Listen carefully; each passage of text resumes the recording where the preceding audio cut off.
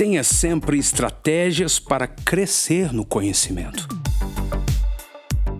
Uma vez que elementos pessoais e internos, históricos ou inéditos, participam das lentes e filtros com que interpretamos as informações, é indispensável um contínuo crescimento de conhecimento e autoconhecimento. Salomão é reconhecido como o homem mais sábio da terra. Ele diz: tudo isso experimentei pela sabedoria. Tornar-me-ei sábio, mas a sabedoria estava longe de mim. O que está longe e muito profundo, quem o achará? Apliquei-me a conhecer e a investigar e a buscar a sabedoria e meu juízo de tudo, e a conhecer que a perversidade é insensatez, e a insensatez, loucura. Seja bem-vindo a esse podcast. Meu nome é Sóstenes Mendes. Vamos estudar, aprender e crescer juntos. O que é informação? Toda informação é um dado novo que altera o interior mental e emocional de uma pessoa. O alimento é uma informação. O remédio é outro tipo de informação. Nós os introduzimos no corpo e eles passam a circular no organismo, gerando comandos. Saciamos a fome, a sede, eliminamos uma dor, direcionamos elementos curativos. A informação altera a fisiologia e altera a geografia. A palavra é uma unidade informacional. Acima de tudo, ela altera todas as coisas.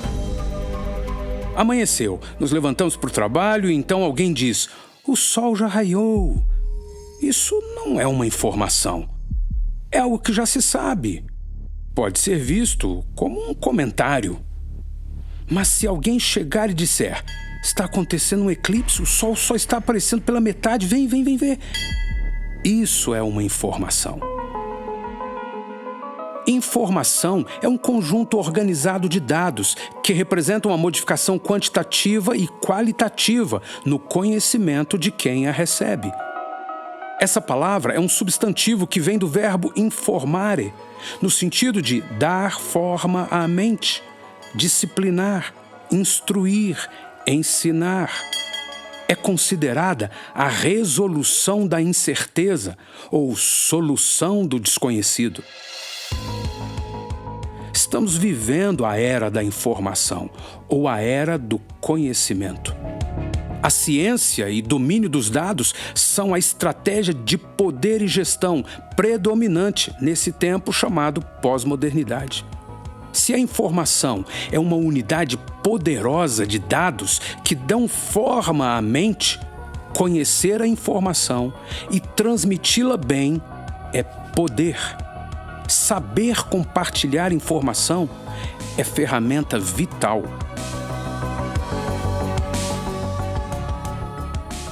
A palavra é uma unidade poderosa de informação. Afeta a forma de pensar, que afeta a forma de ver e sentir, que afeta a forma de imaginar, agir, reagir.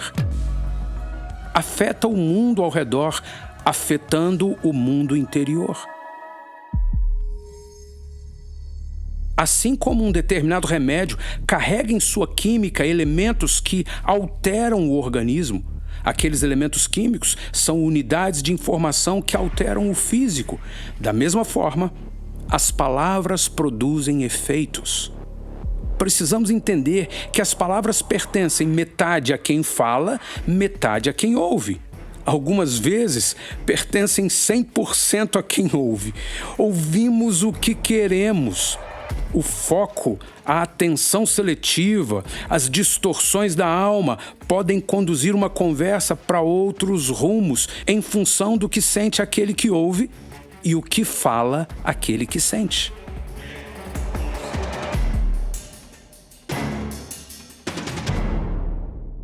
Quando uma informação chega a nós, encontra sistemas, ideologias, fortalezas, arquivos, formas e formas de compreensão. É o autoconhecimento que nos ajuda a administrar isso, de tal forma que as informações não sejam distorcidas, ignoradas, supervalorizadas ou minimizadas.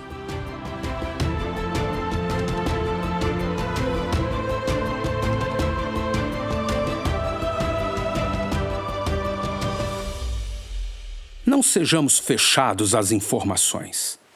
Aprenda a ouvir as pessoas, a ouvir todo tipo de pessoa e todo tipo de conteúdo. Aprenda a ouvir para entender, não para rebater ou para se impor.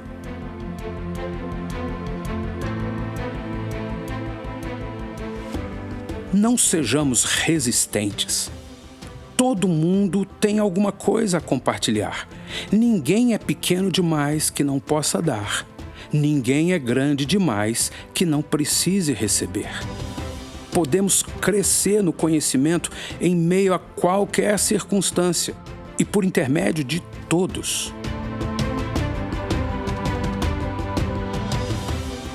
Não sejamos vulneráveis. Não devemos ouvir como esponja de cozinha, que absorve tudo sem ponderar, sem apurar, sem algo eficiente no entendimento. Antes de sentir e levantar defesas, entenda o que estão falando.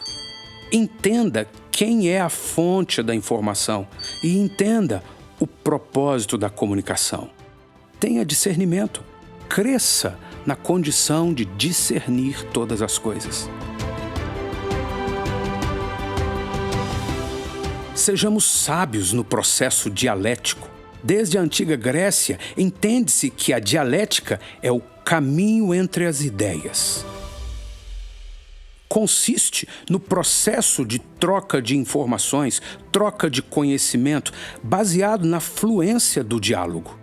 A comunicação é isso, uma troca de significados.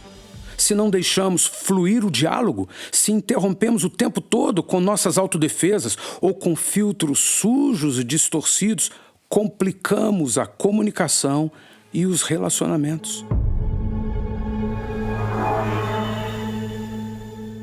Para essas trocas, precisamos de óleo. Isso mesmo, de um fluido processo entre as partes. Humildade, saber ouvir, abertura ao outro, ponderações cheias de empatia, facilidade para reconhecimentos, transformações e serviço mútuo. E aqui aprendemos mais um fundamento. O problema da informação é inseparável do problema da interpretação. O nosso sistema pessoal de ideias processa os dados recebidos, sejam palavras, gestos ou até o silêncio. Esse sistema interno e discretíssimo cria contextos segundo nossas emoções e ilumina os dados com as cores que nos são convenientes.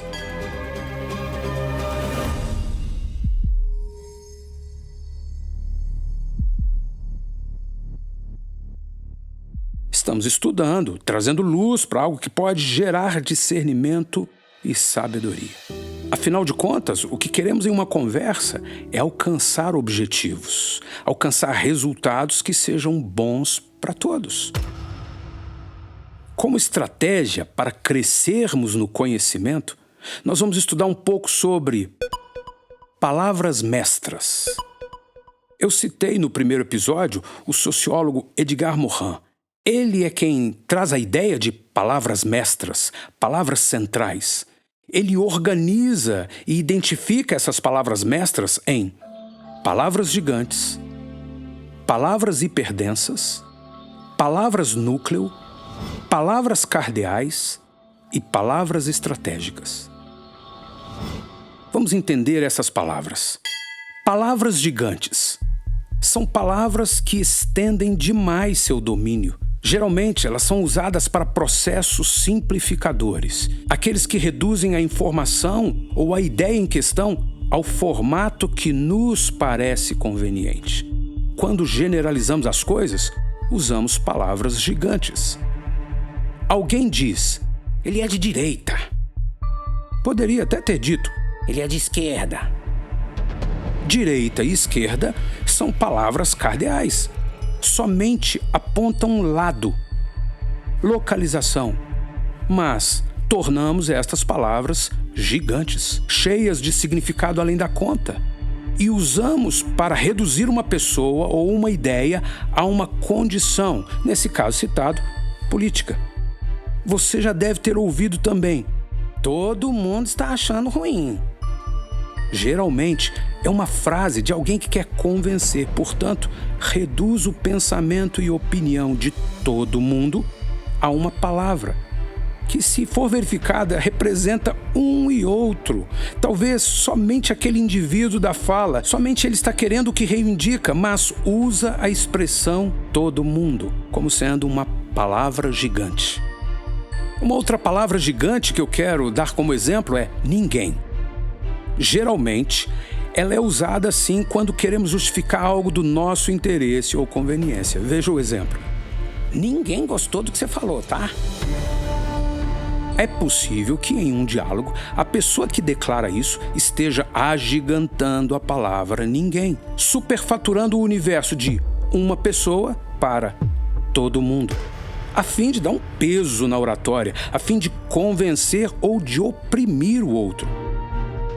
Poucas pessoas, ou talvez somente ele, tenha tal opinião, mas precisa usar ninguém para que haja um argumento mais convincente. Palavras hiperdensas. Palavras hiperdensas parecem muito com palavras gigantes. Elas podem se tornar estratégias reducionistas também. Mas, além disso, elas geram a impressão de que as demais palavras e expressões são vazias.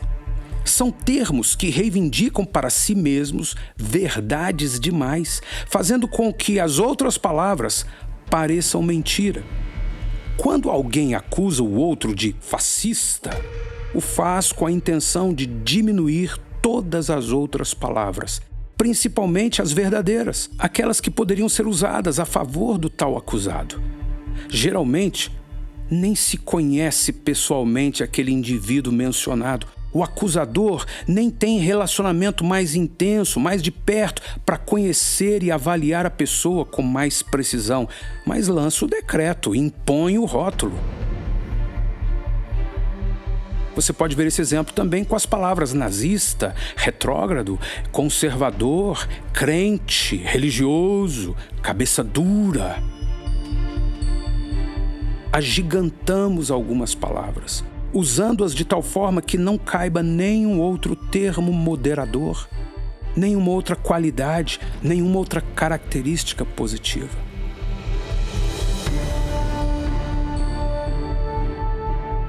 Palavras núcleo são aquelas que ao redor gravitam as crenças.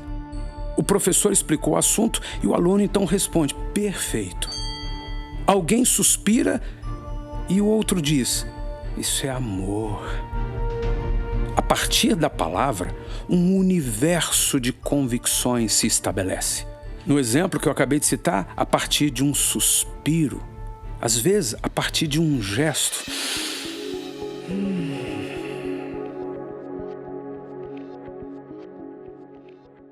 Ou do silêncio, uma vez que tudo comunica. Palavras núcleo podem ser expressões que ferem. Ele é um canalha. Você não presta. Elas podem ter o poder de transformar as crenças, afetar aquilo que pensamos de alguém, de uma ideia ou de uma circunstância.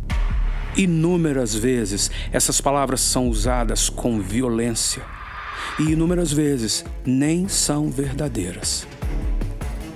Eu digo e afeto as crenças do outro de forma dominante.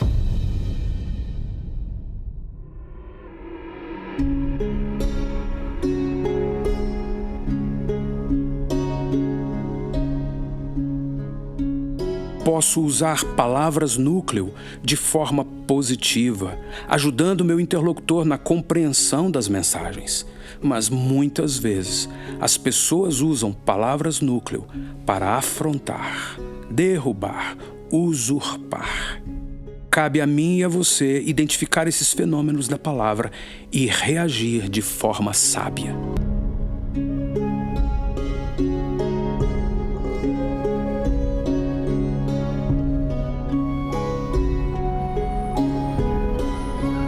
Eu não volto nunca mais lá. Que lugar é uma espelunca.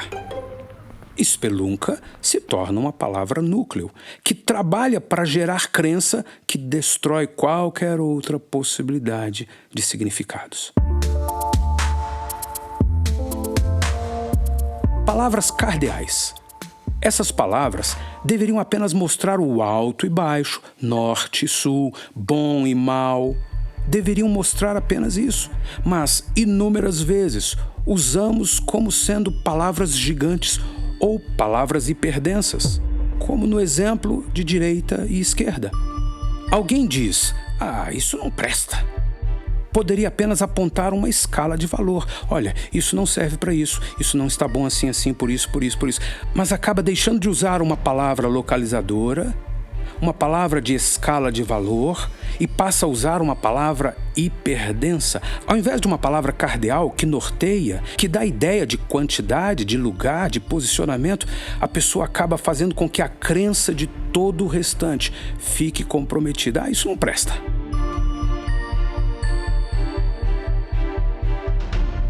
Palavras estratégicas.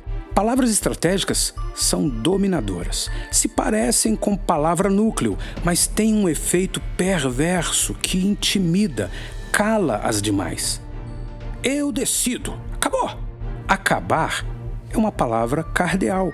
Indica o término. Mas quando a usamos como palavra estratégica, declaramos: não se fala mais nada, não se faz mais nada, não adianta mais nada. Acabou.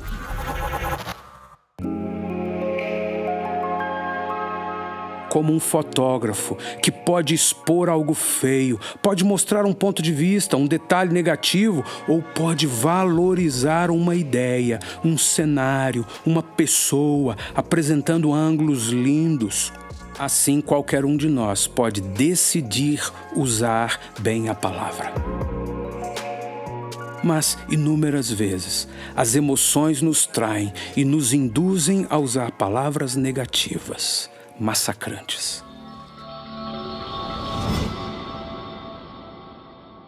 Não vamos estudar e analisar o tempo todo que tipo de palavra falamos, se é cardeal, se é estratégica, se é hiperdensa. Não, nós não vamos o tempo todo ficar analisando o que falamos ou o que ouvimos. Mas a intenção pura de um coração de excelência vai nos conduzir ao autoconhecimento e ao conhecimento. Isso vai gerar mais prudência, mais sabedoria na comunicação. Se houver intenções ocultas, má fé, as palavras só perturbarão. Se discernirmos isso, poderemos redirecionar as falas, a fim de derrubar a perturbação. E fazemos isso com gentileza, clareza, atenção, diligência, excelência, amor. Podemos ter as nossas palavras estratégicas, cardeais, palavras núcleo, palavras até mesmo hiperdensas que produzem positivamente.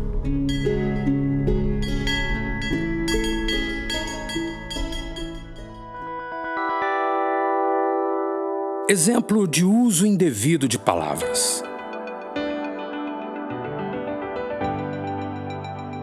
Com tudo isso que estamos estudando, entendemos que as palavras podem construir ou destruir. Esse quarto bagunçado está uma verdadeira praça de guerra. Uma verdadeira praça de guerra só lá na guerra. Podemos ser gentis e mais objetivos com as palavras que usamos. Vamos organizar esse quarto? Vai ficar mais agradável, muito melhor. Tudo aqui é um apocalipse total. A maioria das coisas que nos acontecem não nos levarão a um fim apocalíptico da vida. Poderia ser dito: eu não me sinto bem com o que está acontecendo aqui, eu gostaria de conversar sobre isso, gostaria de ver como posso ajudar para que haja mudanças. Quantas coisas nós dizemos no calor de uma conversa e que são palavras mal colocadas. Todo mundo aqui está achando que não deveria. Às vezes, nós é que não queremos algo. Então damos um reforço à nossa ideia usando uma palavra gigante como todo mundo. Tem gente que não gostou disso, tá? Quem não gostou? Use os nomes, se isso for sábio. Às vezes, só você não gostou. Isso não vai dar em nada. Não vai dar em nada para quem? Você nunca vai se dar bem.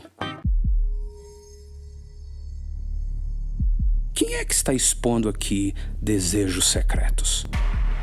Eu te odeio. Eu não conferi se foi Freud ou Sócrates quem disse: quando Pedro fala de Paulo, sei mais de Pedro do que de Paulo. Eu posso até ter alguma dúvida quanto ao autor dessa frase, mas trata-se de uma verdade.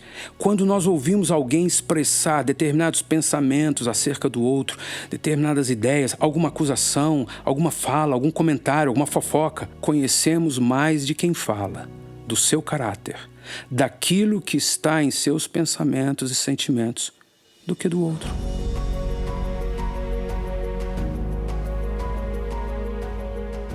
As palavras nem sempre são o real.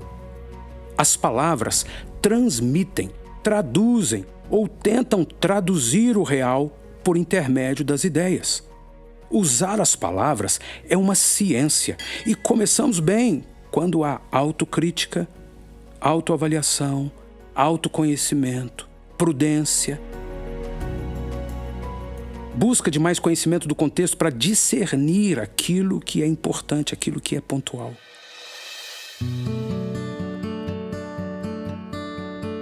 O que realmente estamos querendo dizer ou o que estamos querendo que aconteça com aquilo que falamos?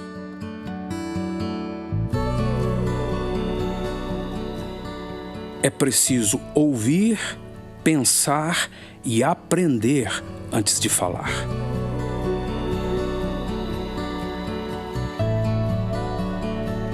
Quanto mais nos conhecemos e quanto mais conhecemos o universo dos nossos relacionamentos interpessoais, mais fácil fica pensar antes de falar, planejar a melhor comunicação a fim de termos resultados positivos, sólidos, frutíferos.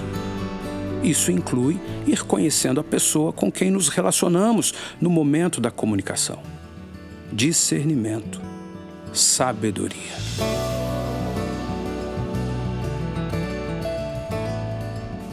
Ao percebermos, isso é percepção, ao percebermos que se trata de alguém que está afetado, negativamente ou positivamente, precisamos cuidar, isso é ser gentil.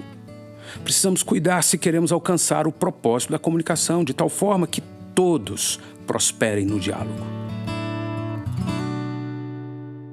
A Bíblia sempre nos ajuda. Salomão escreveu: quando o tolo vai pelo caminho, falta-lhe o entendimento. E assim a todos mostra que é insensato. Levantando-se contra ti a indignação do governador, não deixes o teu lugar, porque o ânimo sereno acalma grandes ofensores. Hoje, no dia em que eu estou gravando esse podcast, eu passei por uma experiência em que eu não tive ânimo sereno. Alguém falou de um jeito, alguém fez algo e eu fui me afetando por aquilo. Foi necessário ouvir minha esposa e acalmar meu coração. Então, a continuidade da conversa vai sendo sustentável e frutífera. Eu quero deixar ainda 2 sugestões. Primeiro, faça uma pequena lista de detalhes a seu respeito. colhidos de algum feedback que você pode pedir com humildade às pessoas do seu contexto, que você pode ouvir com mansidão, colocando-se no lugar de autoavaliação para crescimento. Segundo, retorne a alguém com quem o diálogo não foi tão bom. Peça desculpas, às vezes por telefone. Se possível, encontre-a novamente e peça ajuda para ser melhor no ouvir e no falar. Diga, se for oportuno, se for preciso, sem receios, eu preciso e eu quero me expressar melhor. Obrigado por me ajudar.